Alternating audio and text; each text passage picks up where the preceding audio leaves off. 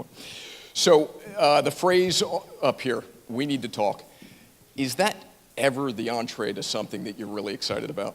Right? When you hear we need to talk, does anybody just go, yes, I'm excited about this? No, that creates a pit in the stomach, right? We need to talk is rarely followed by a phrase like, we need to talk. You're getting promoted, right? That never happens. Or your trainer, we need to talk. You're in great shape. You can just kind of stop working out now, right? Or your physician, we need to talk. You're not eating nearly enough bacon, right?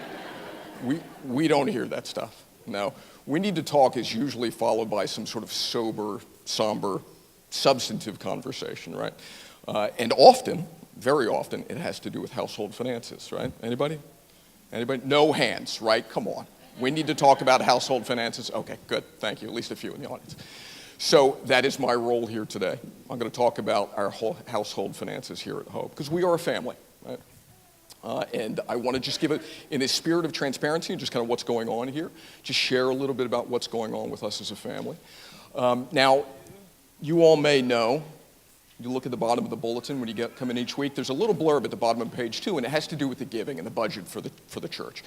And that's there every week, and if you haven't taken note of it before, you don't look at it on an ongoing basis, I suggest you do. It's just a great little snapshot of where things stand, what's going on with the church financially. Those of you that are especially keen-eyed observers may have noticed in the last few months that the amount that we're bringing in is actually less than what we need to maintain our budget. And there may be a misconception that because nobody's talking about it, we haven't mentioned it from the front, that, maybe there's a lot of fat in the budget. Yeah, okay, so the giving isn't quite with budget, but, we're cool. We can do without a few things, and we just trim some fat and forego some things, and that, nobody's sounding an alarm. Well, it's my job today to sound a little bit of an alarm. So, to be clear, this is not a screaming air raid siren alarm, right? We can still afford to keep the lights on.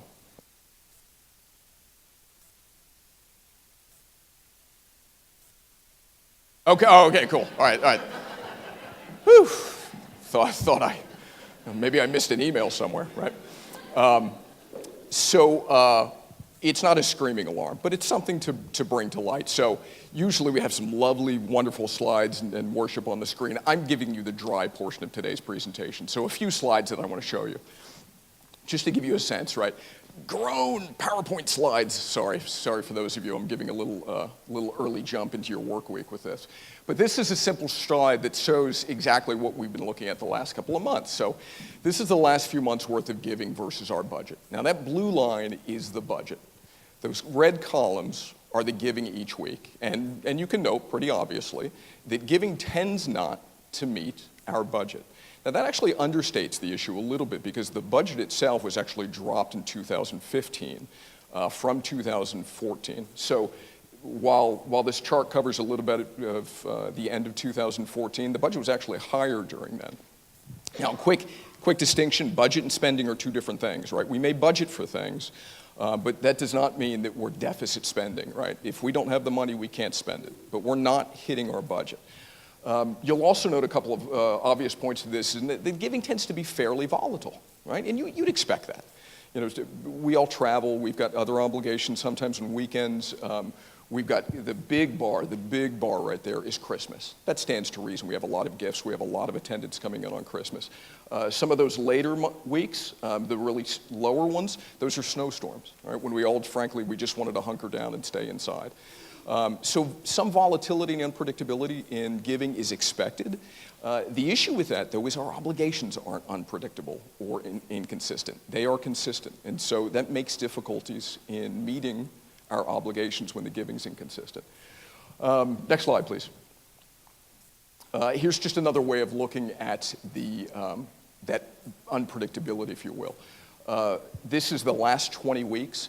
In only 6 of those weeks have we exceeded our needs, has giving exceeded our needs. In 14 of those weeks, we've been underneath our giving, or underneath our budgeted amount. And an important kind of side note to this is in those weeks when we do enjoy a bit of a surplus, we're about $1,300 over on average. But on weeks when we're under, we're about $1,900 under on average. So say that again. 1,300 over in those few weeks when we do enjoy a surplus, 1,900 under when we don't enjoy a surplus, when we fall short. And so what that essentially means is those times when we do enjoy a surplus in giving, they don't meet and don't help us get back to the point of being back on track. They're too few and too inconsistent. And last slide, just another way of looking at this. So this is, again, the last 20 or so weeks. The low week is on the left-hand side there, the absolute low. The high week is on the right-hand side. That low, again, was a snow weekend, I think. The right-hand side was Christmas, the Christmas service week. The average giving is about just under $5,100. Our budget is just under $6,000. So our weekly budget is just under $6,000, and we're bringing in just under $51,000 on average. Now, if we get rid of kind of the extremes on either side, the average weekly take is even lower. And year to date, it's even lower than that. So if we get rid of 2014 and just look at 2015 giving, it's even lower than that. So what we're looking at is anywhere between an intake of between 75% to 82% of what we need to maintain budget. We're taking in 75 to 82 of what we need to maintain budget. And again, I don't want to give the impression that we're to operate into the misapprehension that there's a lot of fat in the budget. When we get to that kind of level, we're talking about foregoing or having hard decisions about things regarding like the physical plant and things we need to do to maintain, kids programs, support of ongoing missions, staff and family support. Those are we're talking about substantive issues associated with that. So these are stark facts, and we offer these up really just in the sense of transparency, right? You see this each week, but there's not a lot of meat behind that. There's not a lot of detail. Really what we just wanted to provide was a little bit more detail behind this. And so it's offered up factually, it's offered up in a sense of transparency. Two things. First, an encouragement. We know God is the provider. We know God provides richly and beyond our needs. We do know that. So we're confident here. We don't get up here in the sense of, oh my gosh, right? We rest in the security of God's provision. But again, we want to factually present where we stand with this. And the second thing is just to really provide a sense of encouragement and a charge, right? Giving we're going to talk more about giving and generosity and so on in the coming weeks. And too often that message, at least in my experience in church, is presented in sort of an obligatory, almost guilt-ridden fashion, right? And that's not the way we should be looking at this, right? There is immense joy in giving, not just of our financial gifts, but of our time and our talents and our love and our energy and our enthusiasm. And richly giving is something that we are charged to do, but we see enormous joy coming out of as a result. It's something we get to do. It's a privilege. We get to give. And in doing so, we really kind of emulate Jesus, who gave the ultimate for us, right? That's really what giving is all about. Thank you, Tina.